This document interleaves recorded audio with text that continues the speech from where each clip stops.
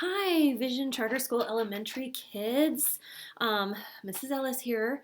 I am going to talk to kindergarten through third grade a little bit right now about who was supposed to be our composer of the month that we were supposed to be talking about, Mr. Beethoven, Ludwig van Beethoven. Second and third graders, I'm sure a lot of you are going to remember a little bit about him as I talk about him. Kindergarten and first grade, a lot of this is probably new.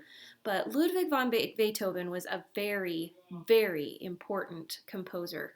And he basically started writing music in a way that allowed composers and audience members to sense and express their feelings in their music. Okay? Before his time, there were all these rules on how you had to write music, and you had to follow the formula and write the music exactly the way it was supposed to be written. And that meant that a lot of music from before Beethoven kind of started to sound the same to people. And Mr. Beethoven wanted to start expressing how he felt so that the audience could understand his feelings when he wrote music. And this came about in his life because of something very, very important that happened to him. He used to love going walking in the woods, and he would get inspiration from nature and from listening to birds chirping. And he was walking, and there was a meadow, and across the meadow he could see someone playing the flute. And so he started walking closer to that person. And as he got closer, he realized he still wasn't able to hear the instrument. And it was at that moment that he realized he was losing his hearing. He was going deaf. Now, just think for a minute. Go ahead and close your eyes and imagine that all of a sudden you aren't able to hear. You can't hear your friends talk to you on the phone. You don't hear mom or dad telling you that they love you when they tuck you in at night. Okay, open your eyes again. How did that make you feel? Go ahead and say some of the emotions that you think that made you feel. I'm guessing some of you said sad, scared, angry, and all of those things were something that Beethoven felt. And he needed a way to express that and get that out.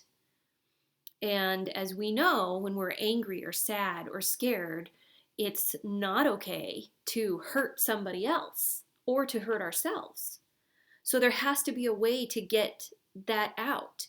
And for Mr. Beethoven, his whole life had been about music. And so he wanted to express how he was feeling through music.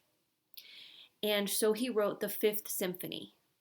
And on my YouTube channel, there are also links to his Fifth Symphony and his Ninth Symphony. He wrote a total of 9 symphonies. And in the Fifth Symphony, as soon as you hear it, you're going to recognize these 4 notes. They are the 4 most famous notes ever written in the history of the world. You go anywhere in the world and you play these 4 notes, and everybody knows them. And he said that they're fate knocking on his door because he knew he was going to lose his hearing. And he was angry, and he was sad, and he was scared. And he had to let everybody know. And this was the first time that audience members could hear music and know exactly how he was feeling, and we could feel it when we listened to it.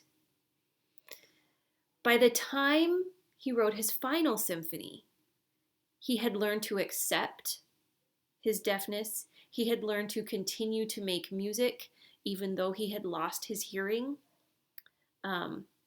It is said that he sawed the legs off of his piano and put it down on the ground and laid down with his ear to the ground and pounded on the piano so that he could hear what was going on. But he had come to terms, and he had found joy again in his life. And so the end of his Ninth Symphony is another very famous melody that when you hear it, you're going to recognize it. It's known as the Ode to Joy. And so Beethoven had found his joy. And I would like to encourage you to listen to both of those and draw the feelings that you have just to get something to do while you're listening to music. Think about what color do you think of when you think of sad? What color do you think of when you think of mad?